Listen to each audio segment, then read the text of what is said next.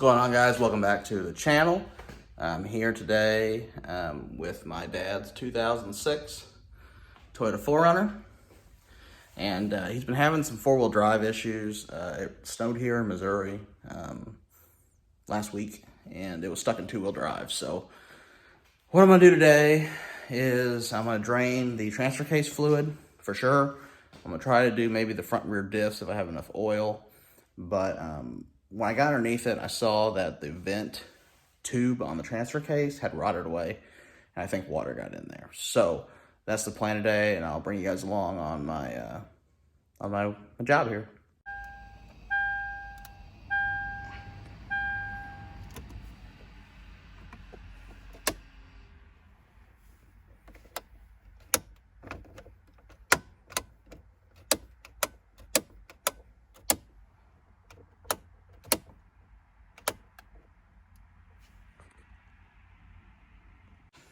All right, guys, so we're in the garage. A little story about this. This is my dad's 2006 Toyota 4Runner SR5 V6 four-wheel drive. It's really clean.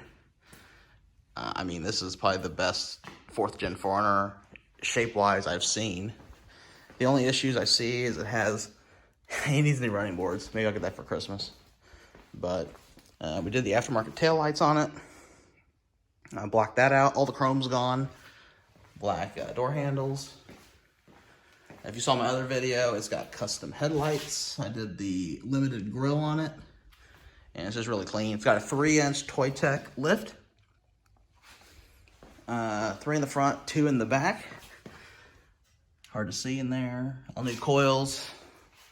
So, new CV axles, I think at like 100,000 miles. It's got about 160 on it now. So yeah, just a little background. Let's dig into the diff oil change. All right, guys, so if you watched my other video, you know I bought this big pan, oil drain pan, when I did my Tundra. And then, we have our wedding stuff here, but I'm going to use this Mobile One 75W90 synthetic gear lube. I'm pretty sure these are spec'd for 75W85, but everyone on the forum says that 75W90 is the way to go, cost-effective wise, and it's just more available. So that's what we're going to do. I think I'm going to be short a quart, though, but we'll see. So that'll be enough to do the transfer case, so let's get started. All right, guys, first step, before you even get it in the garage, make sure you drive around with either all-wheel drive or the transfer case engaged for at least a mile or so to warm up the fluid. So the 4Runners have multi-mode four-wheel drive. So I drove all the way from my dad's house, my parents' house, all the way to my house where I'm going to do the work in full-time four-wheel drive. So it should be warmed up enough. I'm going to get under there. It's a 14 millimeter. No, sorry. It's 24 millimeter socket. I'm going to loosen the fill plug first. Make sure you actually fill it. Make sure you do that. Don't loosen the drain plug first. So fill plug first, then loosen the drain plug. Then we'll drain all the oil out, and then we'll refill it. So let's go. All right, guys, we're underneath. Here's the transfer case. This is the fill plug. This down here is the drain plug, which has a 24 millimeter already on it. So we're going to loosen this one first. So put that on here like so. And I'm going to go get a wrench, and then I will loosen this. I'll be right back. All right, guys, so I broke this loose, as you can see. Put that under there. Came out fairly easy. As you can see, it's dripping.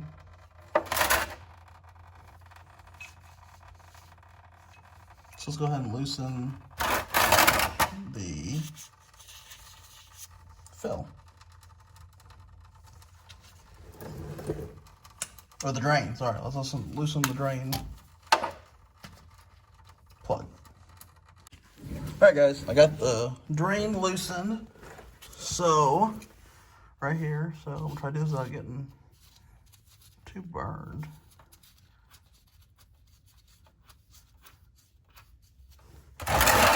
This back a little bit. There she goes.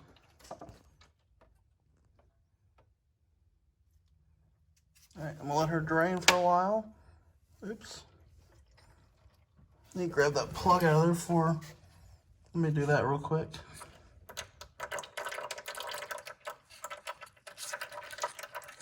Alright guys, so I'm gonna clean off this fill plug. The oil actually doesn't look too bad, but I'm still gonna clean it off anyway, so let me do that real quick. Alright, so I'm just gonna wipe it down. Try to get the threads cleaned off really well. Clean off the inside here.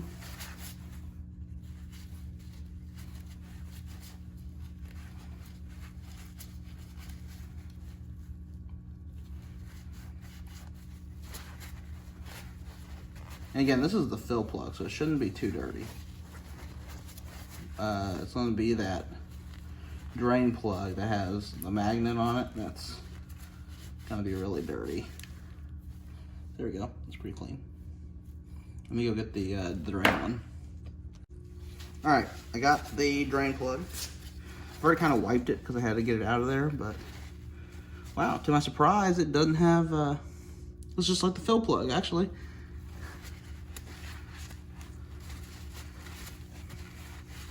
I need to wipe this down real good because it fell in the oil pan. Get in there real good.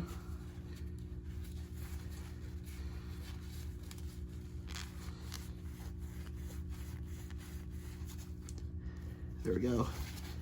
Got it all cleaned up. So let me go get the crush washers and I'll assemble that and show you guys. Alright guys, I went to my dealer. These are the plugs, or the crush washers, for the transfer case. So what you do, what I like to do on these is, I'll show you. There's a, well this one's flat, but most of them aren't. Oh yeah, it has a flat side. Okay, so the flat side, you can see here, this is flat. This has like a little raised edge. I always put the flat side next to the transfer case, so when I assemble the plug, this will be like the raised side, and I put it in like this. That way when it crushes, it'll form around this.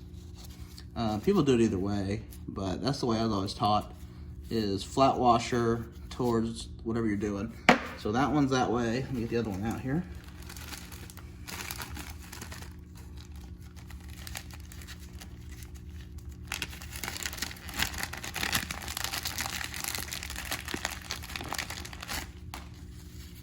Same thing, this is the raised edge, so it'll go towards the transfer case, or no, it'll go towards the plug. Well, let's look here, guys.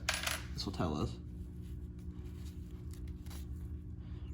Okay, so the flat part was on the washer. And this raised part, as you can see, was toward the transfer case. So we need the flat part on the back of the washer. So I need to switch this other one. And we'll do the flat part on the back of the washer, or on the bolt. Plug like so. Same thing with this one. Here's the old one. Put that there. Here's the new one. Flat part on the plug like so. So this is our fill plug and that's our drain plug. So make sure you keep those separated. That way you know. Alright guys, it's been a while. Let's see, it's still dripping.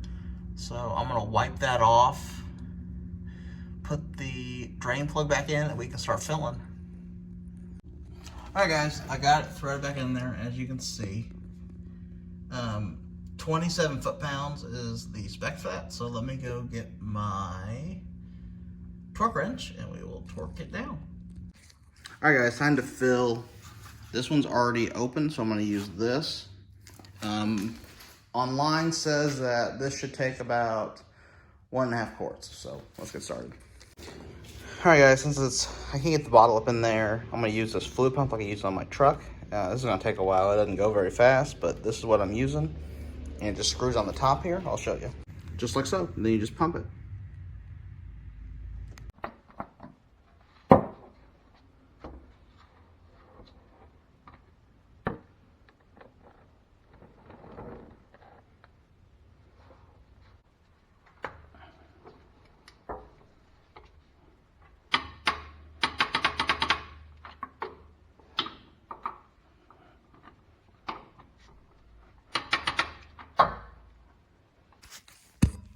All right, guys, got everything bolted back up. It's all good. Now, my dad's having four-wheel drive issues. This plug at the top here was rotted off. So, I'm gonna try to take this plate off to see if there's water in this transfer case. So that's what my next step is, but that is it for the transfer case diff oil change, guys. All right, guys, I want to show you this used oil. It's pretty dirty. I mean, it's not too bad, I guess, but here's what the new color looks like compared to that, just to see. So, probably due for a change. All right, guys, that's gonna wrap up the transfer case fluid change. So, hope y'all liked the video. Hope it's helpful. 24 millimeters, Mobile One synthetic gear lube, 75W90 is what I used. Make sure you get the right crush washers. I had in the video. I'll put the part number in the description. I'm gonna go ahead and do the rear diffs. I don't think I have enough for the front, so that'll be a separate video. So if you need the rear diffs, check out for my future videos. And thank you very much. And if you like what I'm doing, please subscribe to the channel. Please give the video a thumbs up. Let me know in the comments what you think. Have a great night.